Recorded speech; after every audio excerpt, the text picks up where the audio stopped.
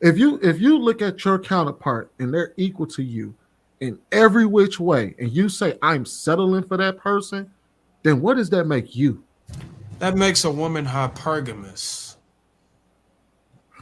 That's what it does. If a woman is if a woman is going after a man that has a higher income, a higher social status than herself, then that makes her hypergamous. No, you can't do that anymore. The It's problem is outdated. the problem It's is not that outdated. It's they just self disqualify themselves. They disqualify the themselves. problem with calling it hypergamy is she would have to be comparing that man to another man. They're comparing men to themselves. No. Nope. Like when they say no, listen to what I'm saying. I mean, I make more money, therefore I deserve more. I got an education, therefore I deserve. They're comparing the man to themselves. They're not comparing them to another man. Can I say one thing, Shan? I get that you said there's a lot of men that's or a red flag for the man that was over 35. That's for Is it, me. is this, yeah, I got it. Is it safe to say that the men who are 35 and older that are not yet married, Sure. is it safe to say that are actually making improvements? They're actually stepping into their peak, you know what I'm saying, as far as being on their purpose and present themselves as a husband and a provider. And the women that are at that age of 35 aren't necessarily improving. And we Well, can't really say the same for the women that are reaching 35 that aren't married. They're because I see it, I see what you're saying, but when we look at the women that are 35 and 40, I don't see that those women are actually, you know, so maybe childless. 40, maybe 35 was too young. Maybe a 40, 42, 44, maybe the 40. So 35 may have been Because when I see women that's 35, 40, that's childless, I mean, I really, a lot of them, I don't see this childless, but I'm saying I don't see those women saying, they don't feel that conviction that, okay, damn, I'm not where I want to be at. That's just probably why I'm not married. Versus the man is, I'm where I want to be at. The reason I'm not married is not because of where I'm at. It's because of the women that's in my age range. It's not where it would make sense for me to marry them. You get what I'm saying? Bruiser, bruiser. Most people are regular ass folks, man. Hold on, what does that mean, regular ass Like, folks? these motherfuckers just like most of these people, like the bell curve. Most of them motherfuckers just get up, go to work, and take care of their kids if they got some, or they just trying to get on down the road. We talking about stepping into their purpose, and I get who you talking about.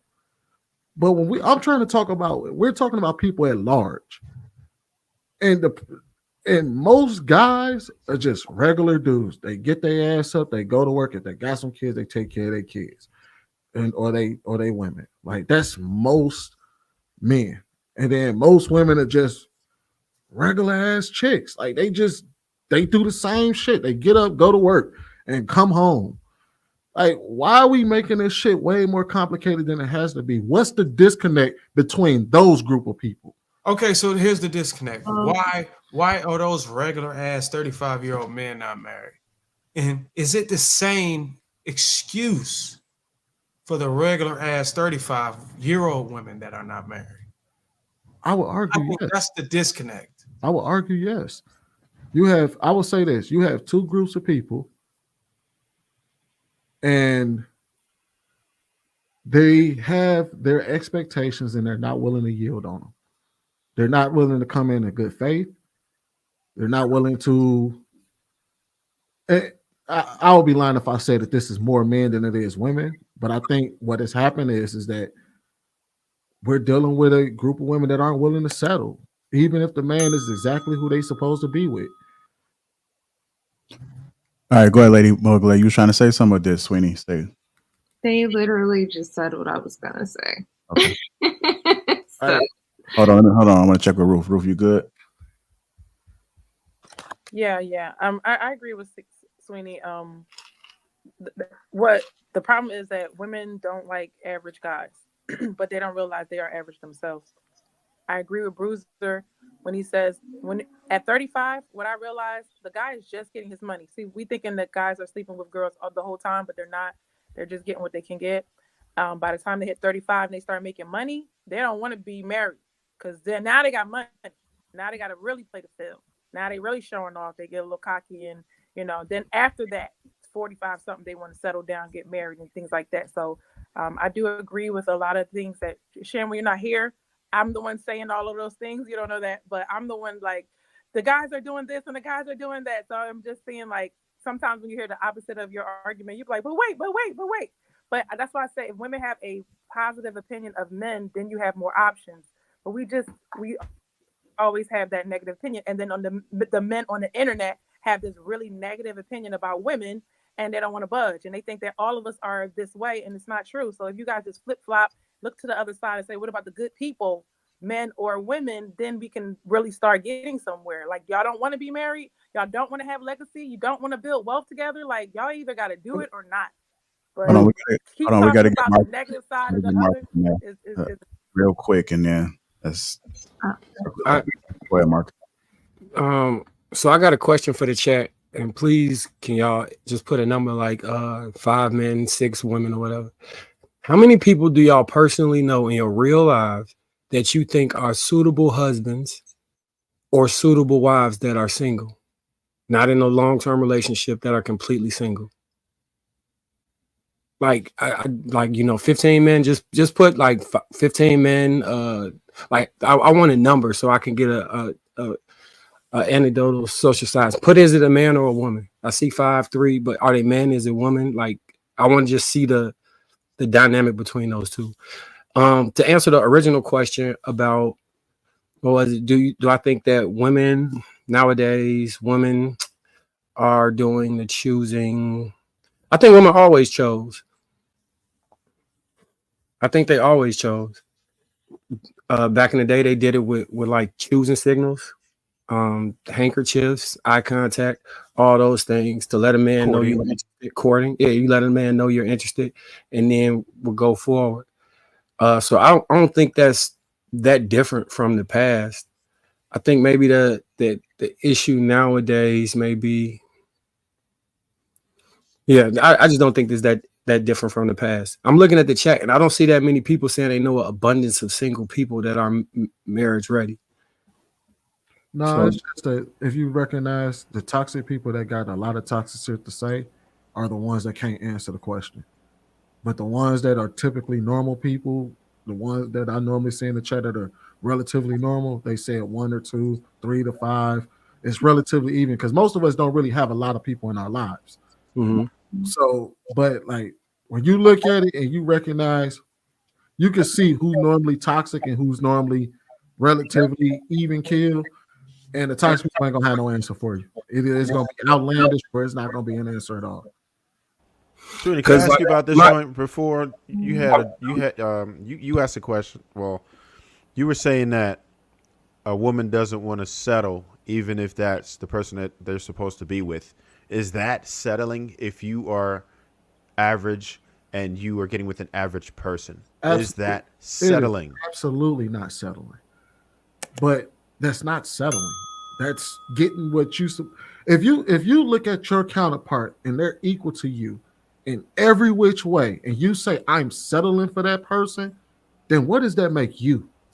That makes a woman hypergamous.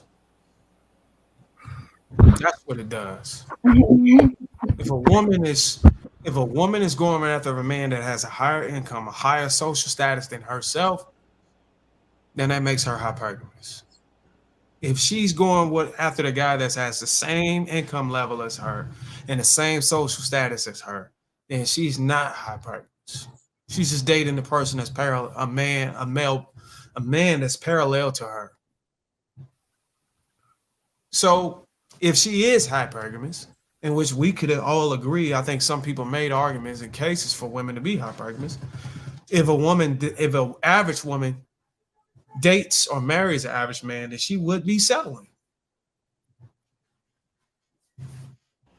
Is that practical in today's society where women are pretty much beginning to out-earn men? Is that now outdated for women to be hypergamous according to at least to income? Is that no longer because it's not going to match up? You're going to run out of men really fast, and that's what I'll be talking about when I say you price yourself out the market. That's just like No, you can't do that anymore. The problem It's outdated.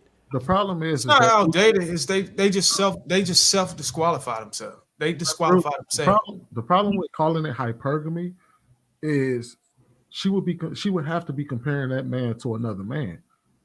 They're comparing men to themselves. No. No, Like when they say no, listen to what I'm saying.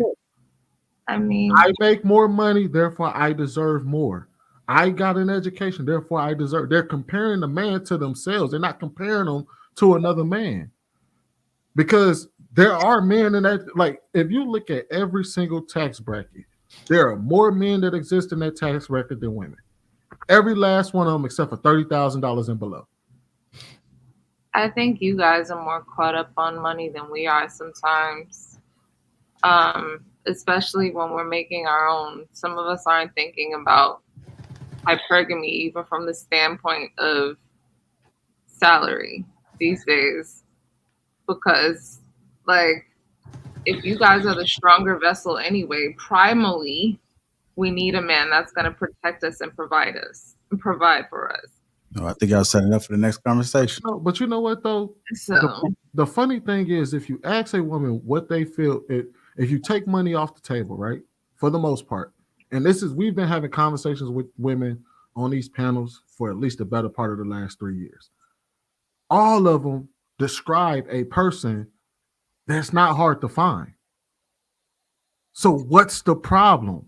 Every last one of them describe a person that is not hard to find. If you go out there with problem is her. 50 cents and nickels, you can hit 10 motherfuckers with nickels if you go outside. If that's the person you describe, they all describe this person. Oh, he just has to have a good heart. He needs to love me. He needs to be emotionally intelligent. He needs to be a good person and treat me right. You be like, how is that hard to find? But what happens is that when they go out in their real life, they start to disqualify dudes before they even talk to the man. Oh, he's not tall enough. No, he's not this. No, what's wrong with this guy? Oh, I just wasn't happy. a lot of people are serial dating. It's like a video game to them almost. Well, you don't have so listen, this is the thing. When I walk outside, I don't know what happens when you guys walk outside. When I walk outside, I see average people dating average people, right? Most people are not just sitting at home alone. They are dating a guy who is average. He's dating a woman who is average. But usually what happens is they're not on the same page. Maybe she wants more and he doesn't, or vice versa, right? And that's really, it's a whole bunch of situationships and not enough people who are committing to each other. Because at the end of the day, we can sit here and say, oh, she's keeping herself because she wants this six-figure guy. But meanwhile, she got Joey on the side who making $50,000. And she actually is in love with him. He don't know it. She's playing hard to get. And he just don't want her like that. You know what I'm saying? He just like, okay, I'm cool with this relationship the way it is. Why we got to commit? You know?